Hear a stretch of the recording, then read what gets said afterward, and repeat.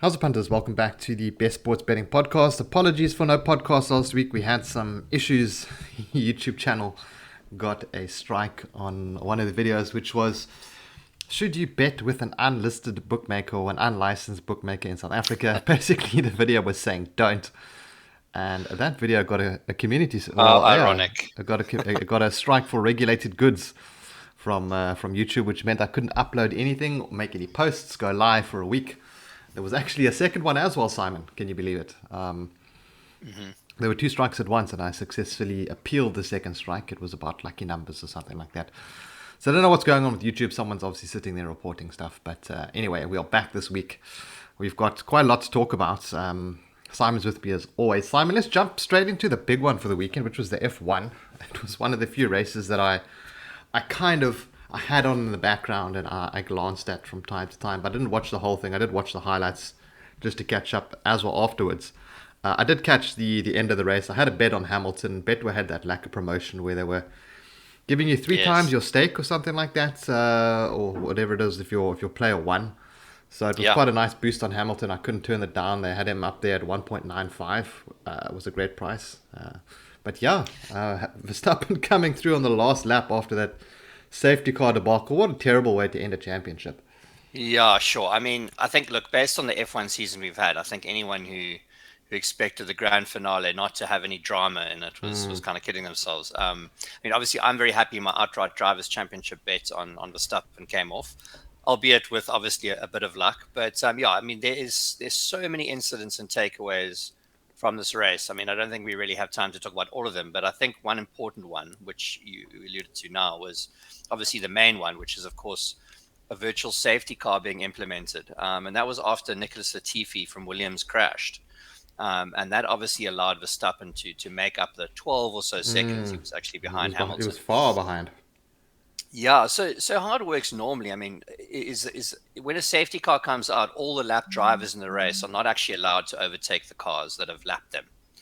But at the last minute, race control decided that all the drivers, sitting between the leaders, being Hamilton, Verstappen, must overtake, right, before the race could resume. And this, I mean, this was a clear move from race control to create this head-to-head fight, basically over the title in the final lap. Which I mean clearly was a commercial decision. I mean Mm, it was definitely for TV. And I guess the big question we need to ask ourselves really is, how fair was it? Because, as I said, it definitely made sense from a commercial perspective. Because can you imagine how many F1 fans you have created when you make a situation like that, where a brilliant championship, arguably one of the best seasons of F1 in a very very long time, comes down to one lap. I mean, it's just you couldn't get more dramatic. yeah. And obviously, if that didn't happen, there would have been a very kind of boring finish behind the virtual safety car, a bit of an anticlimax. So, look, I think I can't disagree that I think it was unfair in Hamilton, but I do kind of understand the decision. But then you have to ask, Mm, obviously, so many other questions about, is this sport? Is this clean sport? Is this the mm. way? The FI can conduct themselves, because at the end of the day, you can argue that Hamilton was completely robbed. Yeah, he was. He was. But I Yeah. mean, we've seen things like this in the past with safety cars and safety cars affecting the race and whatnot. And it does come up. It's just a really unfortunate incident, unfortunate timing for it to Yeah. come up in a decider, especially when Hamilton had such a big lead. Verstappen coming through with fresh tires, and Yeah, I mean, it was he a he, pretty he entertaining already lap to watch, to be honest. But it was look, it was incredible. And I suppose, just trying to sort of get behind the FIA's thinking here, or try and understand it. At the end of the day, they came into that race on level points, which is almost unheard of, right? mm, And so why not, like, have a shootout? But at the same time, there was no ways, I don't think, that Verstappen was going to win that particular race. I mean, Hamilton was just gaining almost a second every lap, which he's done. He's pretty much dominated Verstappen over the last three or four races. So towards the end of the season, there's no doubt that Mercedes have been the quickest car. And so, the argument you could make then, obviously, against their decision then is, well, Hamilton was, I mean, he was set to win the race. Sure, they went on level points, but to just create this sort of artificial kind of duel Yeah. between the two races right at the end is great for TV. And don't be wrong, I was like running, I was screaming at the screen. It was amazing to watch, but I'm just not sure how fair it was. And of course, I mean, I'm happy I won my bet, but it was very lucky. And I think. I think questions need to be asked. I mean, I hope there's more consistency in the application of the rules next year, because I think otherwise a lot more questions will be asked. Yeah, and just looking at the odds for next year, I see Hamilton's favourite at 1.78, Verstappen's Yeah. 7-2. So Yeah, I mean, understandable. If you look at the trajectory of these two teams over the last little while, Red Bull started strong. I think in the middle of the season they were about equal, and then Mercedes have really pulled away. I mean, they've proven that they do have a better car. So if you look at that trajectory, and it continues that way, I mean, we could see Mercedes. We could see them running away with it next season. To be honest, yeah, I think 1.45 for the constructors. yeah, I mean, and that's with Russell, instead of Mm, Bottas in the other Mercedes seat. So I can't disagree with the bookmakers there. I'm not necessarily saying that those are tempting odds in Mercedes, but I think that based on the way that the season has progressed and Mercedes' domination towards the end, I think that they're definitely rightful favorites for next year. all right, awesome. So let's jump over to some. Well, I mean, that's F1 before I. It's been a pretty fun F1 season. Thanks Yeah.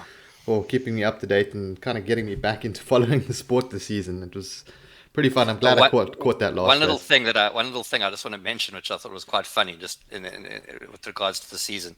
The Red Bull team manager Christian Horner, he actually promised Nicholas Latifi, who's the driver who crashed and then obviously caused that safety car. He's promised him a lifetime supply of Red Bull for helping Verstappen win the drivers' championship. That's pretty cool. That's awesome. Although, I mean, to be honest, to be fair, the Red Bull reps give out Red Bull to anyone. like, I just thought it was quite a funny gesture. and yeah, if I'm him, I'm hoping for a lot more than a lifetime supply of Red Bull. You know, Yeah, yeah. maybe like a nice Red Bull car or something like Yeah, that. or So I some don't Red know. Bull girls, or Yeah, you know, like the whole VIP suite, the Red Bull yacht for a year or something. You know. yeah, yeah, But a great season, and I'm glad we had some drama at the end. To be honest, I'm a bit yeah, bummed that sure. my bet lost, obviously. But what was the price that you ended up getting on Verstappen at the beginning of the season? I don't remember. I got 1.187. Ooh, for Yeah, the championship. for the championship. Okay, Yeah. pretty So that short, way yeah. I took that with yeah there were I took that with about 6 races to go. I think it was Okay, 5 or 6 okay, races it to go. wasn't a pre Yeah, one. Okay, okay, yeah. nice win there for you. But yeah, let's jump over to the Premier League, and I watched a lot of Newcastle over the last should we say 2 weeks rather because of the missed Hmm. podcast. But I watched that draw. Gosh, I can't even remember. We're going so far back. Was it Norwich that we drew with? That Yes. 1-1, and then I watched the 1-0 win over, was it Burnley? Hmm. And then I watched Leicester, and I actually fancied Leicester big time. They won 4-0, absolutely demolished Newcastle. Newcastle in a lot of trouble still, but they picked up one win out of what probably should have been two. To be Yeah. fair, they only deserve to get one win out of that. Maybe in the Norwich game, but yeah. Other than that, Newcastle lots of trouble still. Lots of tough fixtures coming up. I don't know what your take is on the tune at the moment. Well, Has it yeah, I mean, changed? sure. Two more weeks, the picture could change. Look, I've said before, I don't think that's going to change in one season. I think that they could probably survive relegation, possibly with some new buyers in the window. But if you look at any team, the rebuilding of Chelsea, the rebuilding of City, a number of other teams, it never takes one season. It's always 2 or 3 seasons before you start seeing Hmm. the results. So I think it's going to be a while before we can really get excited about Newcastle. But I'm hoping they can at least survive relegation, especially with a few buys in January, and then we can take build from there. Yeah. Yeah, to some defensive buys, maybe a bus from Chelsea or something like that. Yeah, yeah, And then what else did we have? We had that interesting match with Arsenal and United as well, which took place. And I fancied Arsenal for a result there. Ended up being 3-2. We're going a yeah. bit further back now, but I was quite I don't want to say I was unlucky there. I still think it was a solid strike. But United seem to be doing well. Going to this weekend, we saw all the favourites win on Saturday. All the big teams, all six of them, Yeah, or I mean, five of them rather. Yeah, there weren't any big upsets. I must say, I was a little bit surprised that City only managed to put one past Mm. Wolves, especially because Wolves went down to 10 men, and just at the end of the first half. So I thought that was. I mean, look, if you look at the stats, City still dominated them, but that was quite surprising. And also Leeds also put up a good fight against Chelsea at Stamford Yeah. Bridge. I mean, they only lost 3-2, and that was quite an entertaining game. I did see some of that. And then yeah, the last game of the weekend was Everton's 3-1 loss to Palace, who I think have been probably the most unpredictable team this season. Do you agree, Palace or Rob? I mean, Everton? well, I think Everton. Oh, I mean Palace. I Yeah, mean yeah. they've beaten Chelsea, they've beaten Spurs, they've beaten City, and obviously now Arsenal. Arsenal the previous week. So I mean, they've also lost to some like relegation fodder too. So I must say they've been quite a Yeah, mixed I've bag. I've brought them up a few times in past episodes, and they are very inconsistent, but they do like to attack and they do like to score goals. Mm, So it is a side that's worth backing in certain spots. I'm still not sold on them. yeah, I can't say that Everton win was a big shock.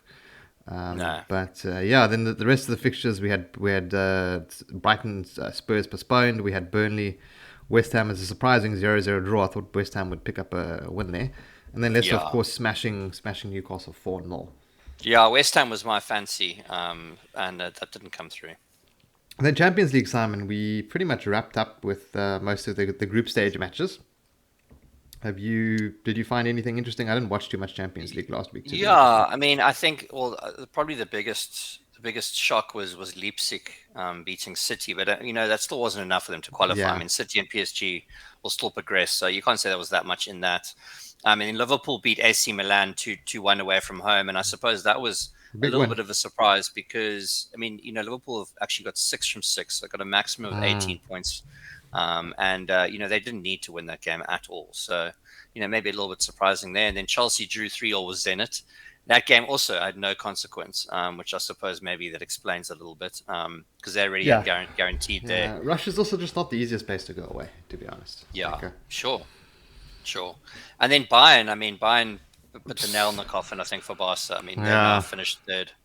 So no chance, no chance, no place in the knockout lots of stages lots for. of red cards in that game week. Though I think there were Mm, like what was it 6 red cards or something in that set of yeah. fixtures. So quite a lot of red So the cards. One game with that Porto game had a double red card, 2 red cards actually. Yeah, I know there were tons, and they actually I think it was either last night or this morning. I think last night the draw was completed for the round Yes, of 16. So United probably are the toughest. They got Atletico, and then Chelsea face Lille, which really should be a bit pretty of a easy for walk, them. and Liverpool face Inter, which I think that would probably also progress. So PSG Real Madrid should be pretty interesting. that should, yeah, absolutely. I think that could really go either way. But yeah, just looking at some of these quarters, I see Bayern going through, I see City going through, I see Chelsea going through, and I see Liverpool and PSG going through. The other ones, Juventus would probably have too much for Villarreal, and I'm not sure about Benfica, Ajax, two teams that I don't necessarily follow that closely. I think they're quite happy to be drawn with each other, um, Sure, make it yeah, through to the absolutely. to the next round. And yeah, so let's we'll talk about that when we get closer to that. When do those kick off? Those That's on the matches? 15th of Feb, so we've Feb. So, got we've got oh, another two month months, eh? before that. Oh So yeah, 2 months. Yeah. long time for that. But yeah, let's talk about some of the Ashes, and then we'll jump over to some previews. Mm. The Ashes, England got smashed in the opening game, pretty much. Yeah, sure. I mean, absolutely Bowled out for what was dominated. it, 166 or something? I can't quite remember Yeah, this well, week. 147. So yeah, I mean, Australia chased that down with 9 wickets in hand, and then they went on to make 425. So yeah, I mean, they left they Just left it taking the all. piss. Eh? Yeah, I mean, they left it all to do for England. But look. England look better in this. They're much more competitive in the second innings. Joe Root and David Milan, who's obviously a South African-born player, they came to the party and got 80s. And I suppose it looked at some point there was a small possibility that England could maybe salvage a draw, but they didn't quite slow down the game enough to get there. And actually, in the end, Australia only needed 19 runs to chase in their second innings, which they got with 9 wickets in hand. So pretty comprehensive win there for Oz. And I mean that's pretty much what the bookies expected. I think there was they were 1-3 to win the first test. So it kind of played out as expected. Yeah, pretty much 1-3 to win the second test as well. Yeah. 1.33 here, and then 3.0 for England. Fancy a win for the Australians again? I do. Look, I think there is going to be a bit of more of the same, but I do think this will be more closely contested. I think that's mainly due to Broad and Anderson will be coming back in for England. They're two probably England's strongest fast bowlers. So I think that'll help them a bit, and also Josh Hazlewood's out for Australia, so that'll also play into England's hands. But look, that said, Look, overall, I just think that the Australian batting lineup is a lot better. I mean, sure, look, Root is class, absolute class. So is, Stokes and Milan also decent. But I mean, compared to Warner and Smith and Travis Head, who's a new player, who's just really in scintillating form. I just don't think they have quite the same arsenal. So I think it's going to be a more closely contested game, but I can't really look past Australia again for the second test. All right, so Australia 1.33. The match result, which has some better odds, I was talking about the winner on the previous odds is 1.5. So that's a three-way market. So that's not too bad. Yes, if you're going to rule out the draw, absolutely, yeah.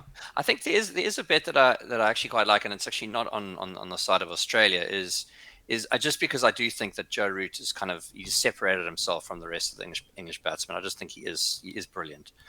So I actually like him to be a top England batsman. And I didn't see any odds when I had a look, but I'm guessing it'll be probably around 5-2 or somewhere around there for Joe Root as top England batsman, maybe a little bit shorter. Yeah, we'll probably But, see those odds coming out tomorrow, I think, on most betting sites.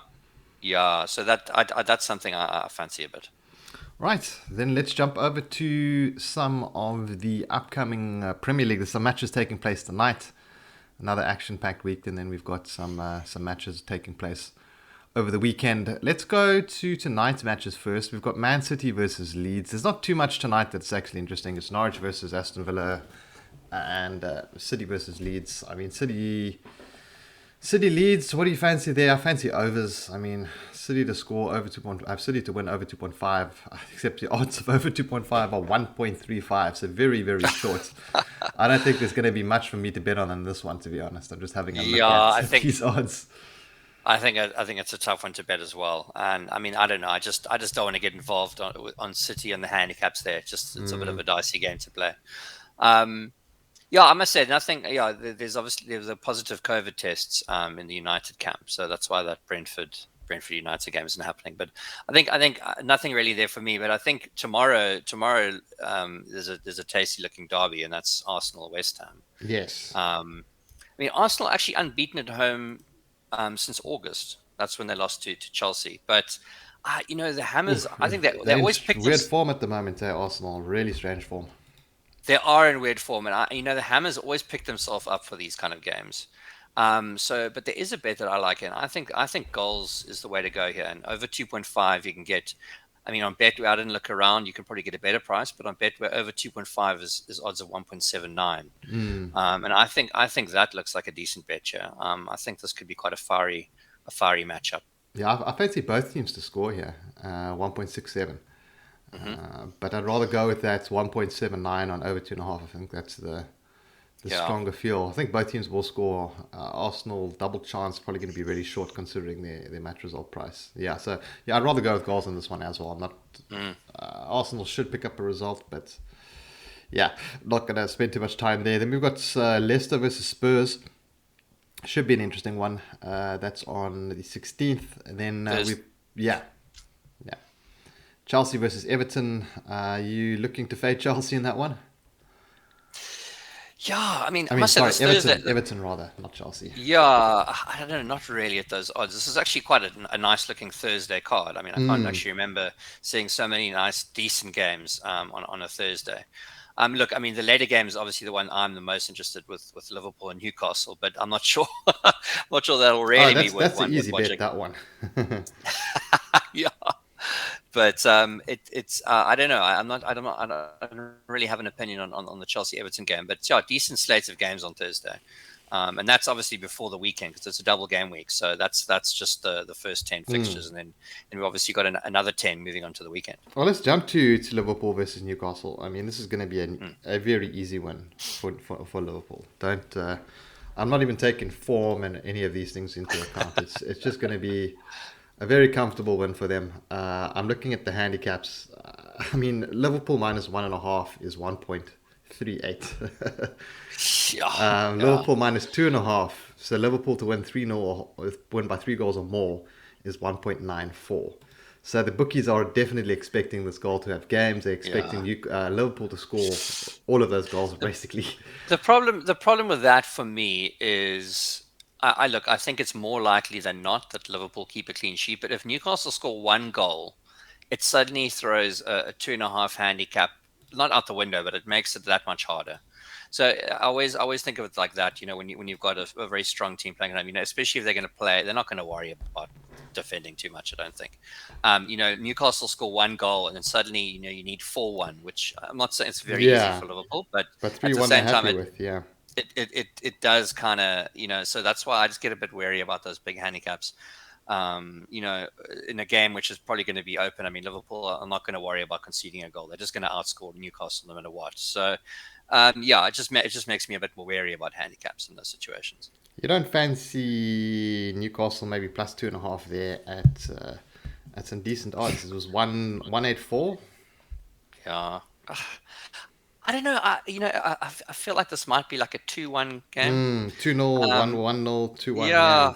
So I don't know, but it's a tough one. Look, I think you're obviously taking a big gamble, even Yes, with that's Newcastle on the definitely plus a here. gamble.